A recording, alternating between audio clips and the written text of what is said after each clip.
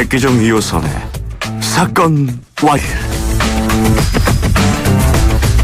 네, 사회 이슈를 잘 다루기 위해서 가장 필요한 두 가지가 뭔지 아십니까? 사회에 대한 전반적인 이해와 사람에 대한 이해가 필요한 게 아닌가 생각이 드는데요. 그걸 제일 잘하시는 두 분을 저희가 모셨습니다. 백기정 전 수서경찰서 강력팀장님. 안녕하세요. 안녕하십니까. 네, 2호선 심리상담 전문가 나와 계십니다. 안녕하세요. 안녕하세요. 네. 저는 정말 깜짝 놀랐어요. 있을 수 없는 일이 벌어졌죠. 강서구의 한 산부인과에서 영양제를 맞으러 간 임산부에게 낙태 수술을 했다.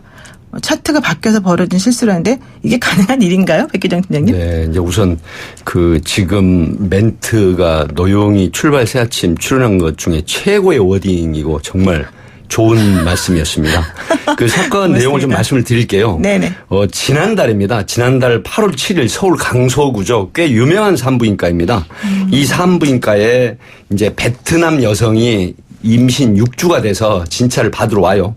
이렇게 돼서 진료가 끝내고 이제 차트가 작성이 됐는데 분만실로 올라가라고 안내를 받았어요. 올라갔어요. 네. 근데 이제 본인은 영양제 처방을 받았기 때문에 당연히 영양제 주사 수액을 맞는 걸로 생각을 하고 누웠는데 어느덧 누웠는데 잠시 후에 잠이 들어요. 근데 이게 뭐냐면 간호사가 사실은 그 차트를 이게 이제 반드시 확인을 하고 신원을 확인을 해야 된다 이런 과정을 생략했는데 이게 왜 이런 일이 생겼냐면 바로 그 시경 즈음에서 다른 여성이 사실은 그 계류유산이라고 혹시 네, 여성분들이니까 그렇죠. 아실 거예요. 우리용어로 미시더 오션이라고 그래서 그 태아가 자궁 안에서 이제 사망을 한 채 자연적으로 자연적 네. 그 분만 그러니까 발달 이상 장애로 인해 가지고 사망한 채 이제 자궁 내에 잔류하는 걸 이제 계류유산이라고 하지 않습니까?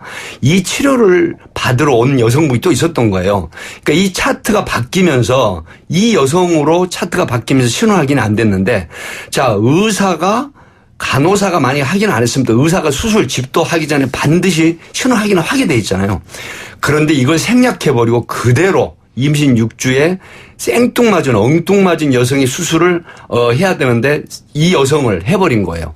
그래서 이 여성이 이제 영양제 주사를 맞고 지금의 영양제 주사도 이렇게 잠이 들어서 맞는가 보다 생각을 하고 집에 돌아갔는데 하혈을 계속 하게 되는 거예요. 그래서 다음 날 이 병원에 찾아갔는데 그때서야 네. 이 병원에서 모든 사실을 전혀 까막득하게 모르고 있다가 이 여성이 문의를 하니까 그때서야 차트가 바뀌고 환자가 바뀐 걸로 판단을 했어요. 그래서 이제 황당한 변명을 늘어놓으니까 이 베트남 여성이 가족과 함께 경찰에 신고를 해서 세상에 알려지게 된 건데 이게 이제 지금 사회적으로 큰 파장이 되고 있죠.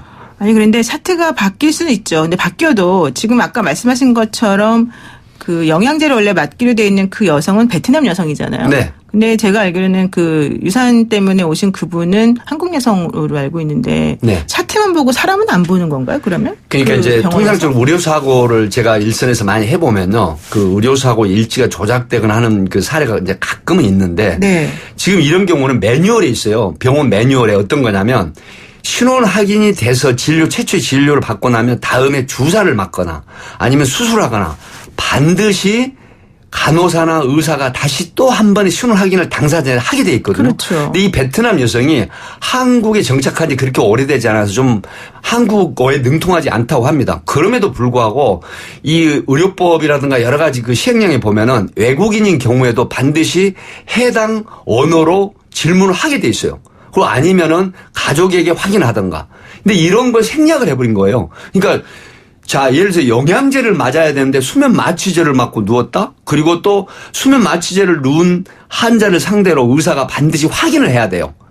인적사항, 가족한테 묻거나 아니면은 신원을 반드시 확인하게 되는데 이런 절차를 생략하고 영양제를 놔야 되는데 수면 마취제를 놓고 또 의사는 그 간호사를 믿었는지 모르겠지만 신원 확인 절차를 생략하고 그대로 또 수술을 해버렸어요. 그러면 6주간의 산모가 소중한 아이를 잃어버린 것뿐만이 아니라 그 가족과의 관계라든가 남편 또 시부모 얼마나 많은 갈등이 또 생기겠어요. 마치 내가 잘못한 것처럼. 이런 현상이 자연 유발되잖아요. 이걸 의사나 간호사가 책임져야 되는데 또 그 조항에서 상당히 가벼운 처벌로 이루어질 수밖에 없다는 현실 법리. 이게 지금 논란이 되고 있고 굉장히 핫한 이슈로 떠오르고 있는데 연간 30만 명의 산부인과 출산하는 이 부녀자들, 엄마들 엄청나게 걱정이 태산 같습니다. 지금. 그러니까요. 사실은 이제 이게 크로스체크를 제대로 안 하고 좀 사람을 제대로 안 봐서 벌어진 일이 아닐까 생각이 드는데요. 이호선 교수님, 그 많은 임산부들이 산모와 태아의 건강을 위해서 영양제 처방을 받기도 할 텐데요. 이 사건이 누구에게나도 일어날 수 있는 사건이지 않느냐. 이것이 사실은 조금 더 우리를 불안하게 만드는 것 같거든요. 어떻게 보십니까? 이게 우리가 차트가 바뀌었다고 얘기했지만 네. 입장이 바뀌었다고 한번 생각해 보세요. 이건 말씀하셨던 것처럼 있을 수도 없는 일인 겁니다. 근데 지금 가만히 일어난 상황을 보면 저는 이게 일종의 관성이 아니었나 이런 생각이 들더라고요. 네. 우리가 제가 2월 달쯤에 이제 간단한 좀 수술을 하나 했는데 그때도 수술 들어가기 직전까지 저는 3번에 걸쳐 가지고 당신이 맞는지 이런 수술을 하게 될 건데 맞는지를 전 3번을 확인을 받았어요. 마취 주사를 하기 전에도 제가 한번 그 확인을 받았으니까.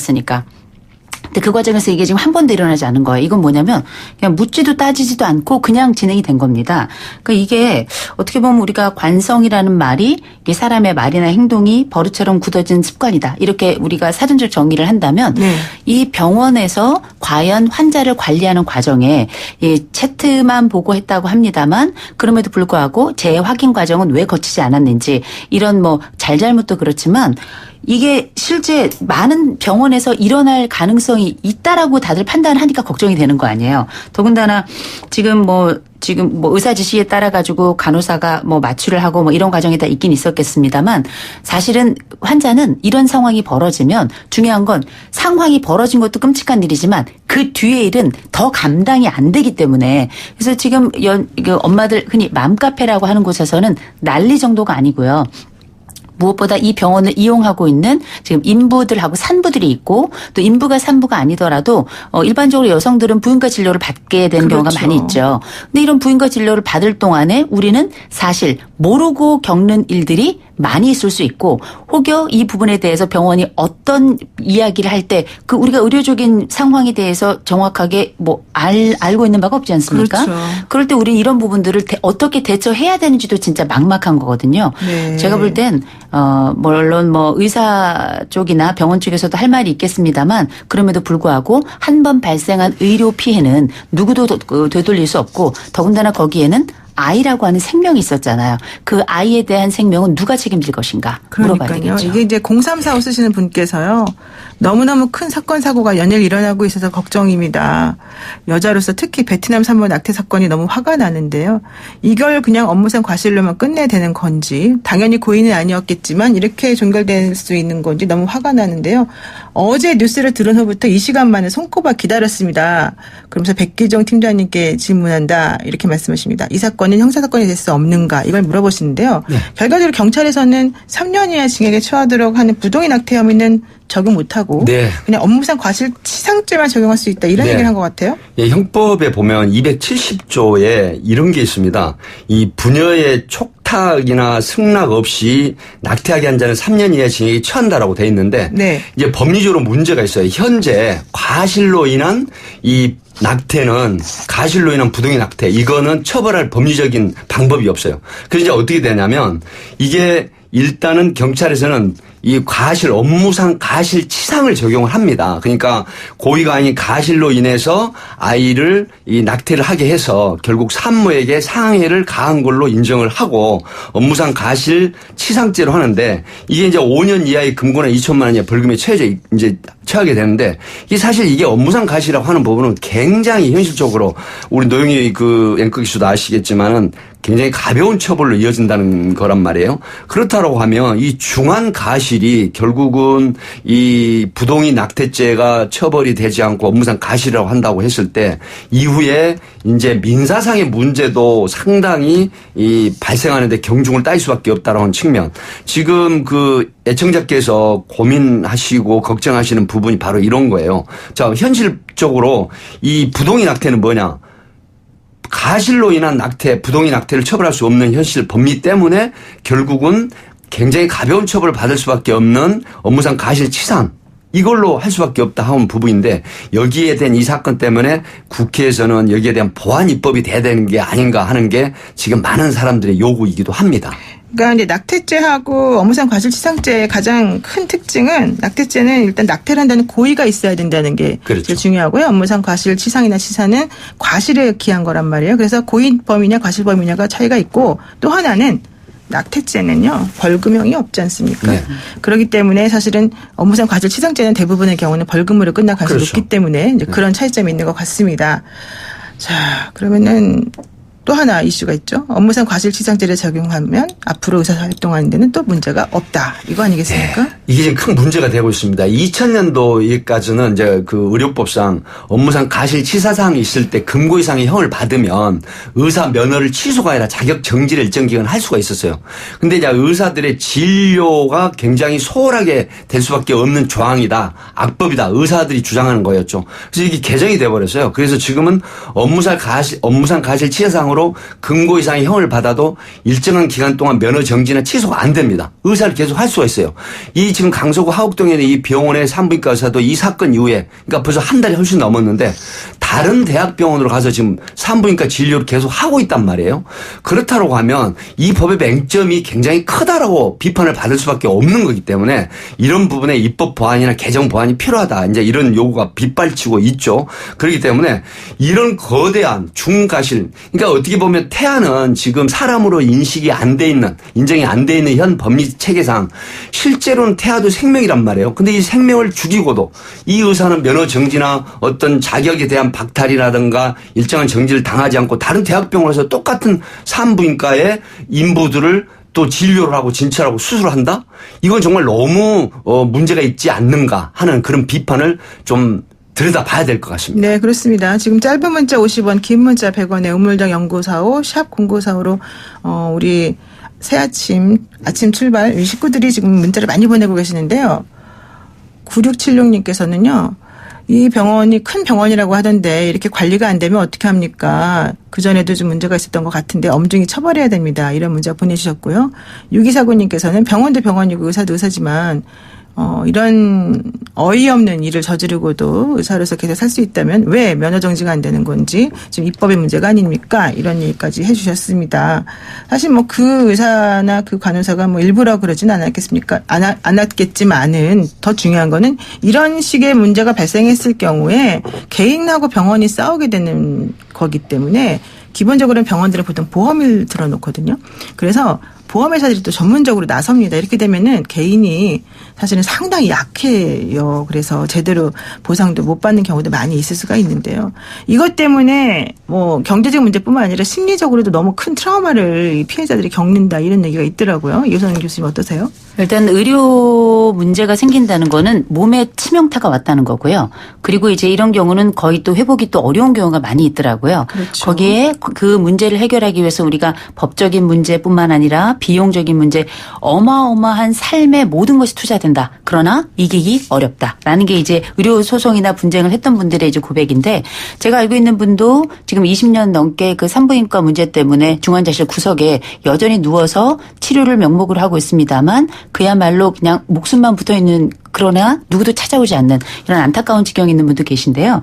우리가 알고 있는 것처럼 왜 우리나라에도 의료 분쟁 조정위원회라는 게 있고요. 또 의료 소비자 연맹이라는 게 있어서 이런 불합리하거나 혹은 억울한 의료 사고 또 의료 분쟁에 대해서 함께하는 시민연대들이 있고 또 여러 조정 기관들이 있긴 있습니다. 근데 우리나라하고 독일을 좀 비교를 해보면 독일 같은 경우에는 이게 비유가 적절하진 않습니다만 자동차에도 리콜이 있잖아요. 그렇죠. 리콜을 많이 하는 회사를 우리가 옛날에 우리나라 약간 불편한 시각으로 봤지만 미국이라든지 우리 흔히 말하는 이제 선진국에서는 리콜을 많이 하는 그런 회사에 대해서 오히려 신뢰감을 갖는 것처럼 독일의 의료는 어떤 식으로 돼 있냐면 우리가 의료와 관련돼서 어떤 문제가 발생하거나 아니면은 의료 예방 차원이나 의료 구제 차원에서 문제 혹은 여러 상황이 생기면 굉장히 적극적으로 적극적으로 병원 스스로가 나서서 우리가 이런 문제가 있었고 이런 식으로 해결을 했습니다라고 아주 공개적으로 얘기를 하는데 이게 물론 이제 그 독일이라는 나라가 시민운동이 잘 발달한 나라서 그런 것도 있습니다만 사실 우리나라는 이런 의료사고가 생겨나면 의료진과 또 의료 큰 집단이 이걸 숨기기에 급급해요. 이게 과연 적절한 과정인가? 생명을 살리기 위해서 오히려 더 적극적으로 생명이 가지고 있는 이 영역을 확장하는 것이 아니라 오히려 이 감추거나 혹은 더 큰 권력이나 힘을 통해 가지고 그 피해자에 대한 구제보다 어떤 기관에 대한 보호나 이런 더 큰 권력 혹은 더 큰 차원에서 자기 보호에 집중한다면 이게 과연 정말 생명을 사랑하고 돌보는 기본적인 취지에 적합한 것인가 좀 묻고 싶죠. 6000 쓰시는 분께서요. 그게 과실치상이 맞나요? 엄마에겐 과실치상일 수 있지만 아이에게 과실치사 아닙니까? 이런 얘기 사실 보내주셨고요. 또 2650 쓰시는 분께서는 수술에 ABC도 못 지키는 사람이 이렇게 계속 의사를 살아간다는 현실이 답답합니다. 이런 얘기 주셨고요. 8691님은 과격하십니다. 백 팀장님 구속영장 청구해 주세요. 네, 우리 팀장님이 할 수 있는 건 아닙니다. 자, 그런데 이제 여기서 또 중요한 문제점 하나 지적을 해야 될 것 같아요. 몇 달 전에 그 분당에 있는 큰 병원에서 담당 의사가 제왕절개로 태어난 아기를 옮기다가 떨어뜨려 숨졌습니다. 아기가 두개골 골절 등으로 숨졌는데요. 아까도 이제 사후가 더 문제다라는 얘기도 하셨는데 이거를 병사로 처리했단 말이에요. 의료사고를 내고 반성을 하기는커녕 이걸 은폐하는 데만 급급했던 것이 이제 문제였는데요. 결과적으로는 병원에 가는 환자들은 잘 모르니까 무조건 의사를 믿을 수밖에 없는 이 현실을 너무 이 의료계 종사자분들께서 좀 가볍게 여기시는 거 아닌가 이런 생각이 들거든요. 어떻습니까? 의료사고 문제가 보통 어떤 식으로 진행이 되는지 좀 얘기 좀 해주세요. 예, 좀 그 심각한 문제입니다. 이거 잠깐 좀 소개를 드릴게요. 2016년 8월 11일로 정확하게 기억을 하는데 이게 이제 그 경기도 분당의 모 병원이라고 저는 하겠습니다. 이 병원 신생아실에 아이를 태어났는데 의사가 이 과정에서 옮기면서 아이를 떨어뜨려요. 그래서 그렇죠. 두개골 골절이나 뇌출혈 형태가 되면서 사망을 해버렸는데 이걸 완전히 3명이 공모를 조작을 해버립니다. 그래서 결국 이 가족들에게는 외인사가 아닌 병사로 알려주고 그다음에 은폐를 해버리죠. 근데 이게 이제 결국 드러나서 의사 2명이 구속이 되긴 했습니다. 1명은 불구속 입건이 되고요. 그런데 교수도 하고 그다음에 신생아를 담당하는 의사가 이런 걸 철저하게 은폐를 해버렸다. 정말 윤리적인 측면에서 정말 비판받아 마땅하죠. 그런데 이분들이 1심에서 모두 범죄 사실을 부인하고 무죄를 주장을 하고 있어요. 이제 이게 지금 재판이 계속 진행이 되고 있긴 합니다만 사실 이너서클리즘이라는 게 있어요. 일선에서 수사를 해보면 우리 이호성 교수님이 밖에 대기실에서 그런 얘기를 하셨습니다만은 의사분들이 자기네들이 일어난 사고는 자기들이 또 회신을 해주고 입증해주는 할 수밖에 없어요. 전문가이기 때문에. 그런데 일선에 수사를 해보면 8개월이 가도 그 전문이나 관련 과에서 회신 안 해줍니다. 그리고 나중에 되게 판단 불능으로 나와요. 왜 그러냐면 같은 의사가 의사에게 불리한 확인을 해주면 나중에 이제 문제가 된다는 인식이 있었던 그런 부분들이 좀 있거든요.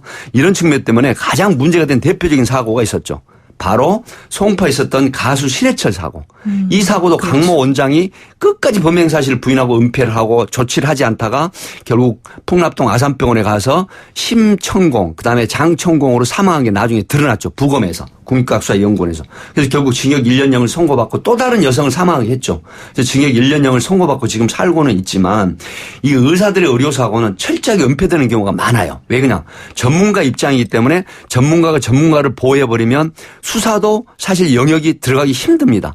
이런 부분들이 그래서 지금 대두되는 게 뭡니까? CCTV를 설치하자. 근데 의료계에서 적극 반대하고 있죠. 근데 반대할 이유가 없거든요. 근데 의료진의 인권 침해다라고 주장을 합니다.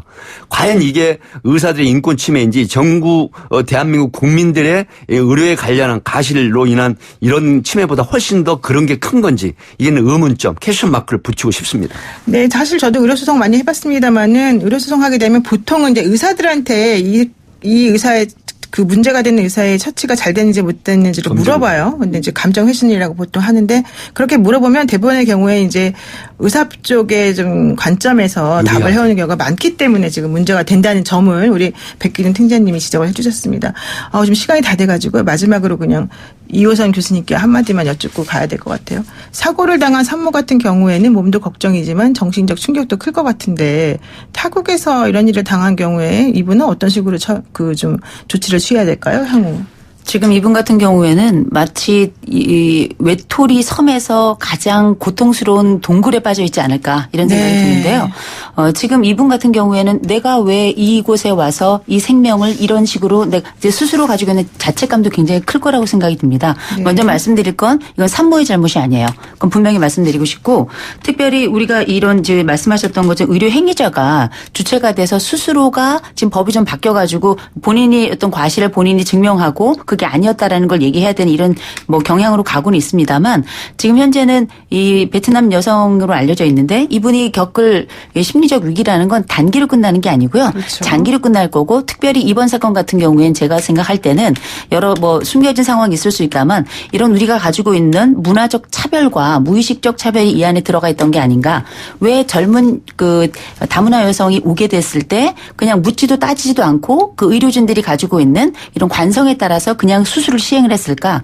저는 이건 여성이 받았던 1차적 의료 피해뿐만 아니라 2차적 사회적 피해가 함께 간 게 아닌가 싶어서 이건 당연히 의료적 돌봄과 더불어서 사회적 돌봄이 함께 들어가야 되고요. 또 장기적으로 이 생명에 대한 이 마음을 어떻게 다시 어떤 다잡을 것인가에 대한 심리치료도 반드시 병행돼야 될 거라고 봅니다. 네, 얘기를 나누다 보니까는 막 속에서 뭔가 막 부글부글 끓어오르는 것 같습니다. 오늘 여기까지만 듣겠습니다. 고맙습니다. 네, 고맙습니다. 감사합니다. 네, 지금까지 백기정 전 팀장 이호선 교수와 함께했습니다.